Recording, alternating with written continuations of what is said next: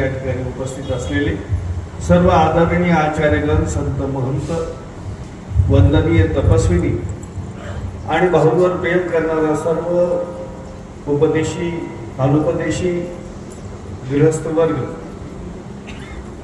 आणि समस्त सुगेडीकर परिवार, भाऊच्या जीवनाच्या संदर्भामध्ये सगळं आपण आतापर्यंत सविस्तरपणे ऐकलेलं आहे. अतिशय लोकांच्या सुखदुःखामध्ये समरस होणारे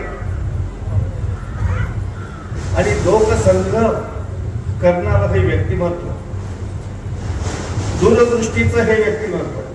एक उदाहरण थोडक्यात सांगतो की दूरदृष्टीचं व्यक्तिमत्व म्हणजे 1979 साली अंजनगावकर सर साक्षीला आहे, गंगापूर ते जालना ही सर्वज्ञ प्रतिष्ठानची पदयात्रा जेव्हा सुटेला आली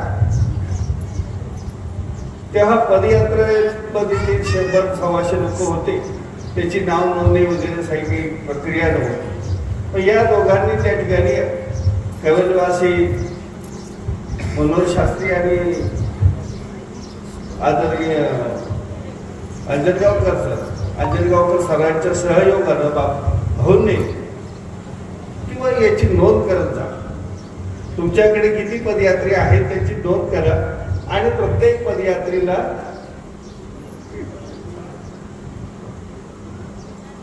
पदयात्री परवाना म्हणजे ओळखपत्र तो दिल्याची परंपरा या ठिकाणी आदरणीय महंत नांदेडकर बाबा आहेत पाठवत. ती परंपरा या ठिकाणी त्यांनी स्वखर्चाने या ठिकाणी आम्हाला सगळ्यांना छापून ती परंपरा आस्था गायत आता जवळजवळ 30 वर्षाचा कालावधी होत आला. आस्था गायत ती परंपरा सुरू आहे. आणि हे दूरदृष्टीचं व्यक्तिमत्व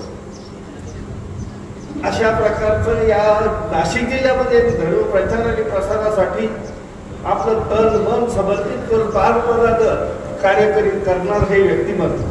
नाशिक जिल्हा मानव समितीच्या वतीने संपूर्ण जिल्हाभरात वेगवेगळ्या ठिकाणी श्री चक्रधर जयंतीच्या कार्यक्रमाच्या निमित्तानं, श्री चक्रधर जयंती उत्सवाच्या निमित्तानं त्या परिसरातील जनसामान्यांपर्यंत धर्म पोहोचवावा या भावनेनं यांनी तन-मना धर्मानं कार्य करीत राहील. आणि सगळ्यात महत्त्वाचं त्यात श्री क्षेत्र जायचं देवनिवासी कोईश्वर तुलाले आणि माझे गुरुवारी श्री मोठे बाबा आणि संभाजीनगर निवासी गुरुवारी श्री नागराज बाबा या उभय अधिकाऱ्यांशी या समितीचा आणि कैवल्यवासी पंडितराज दादा, त्याचप्रमाणे बापू अण्णा आणि कैवल्यवासी सुकेडीकर बाबा या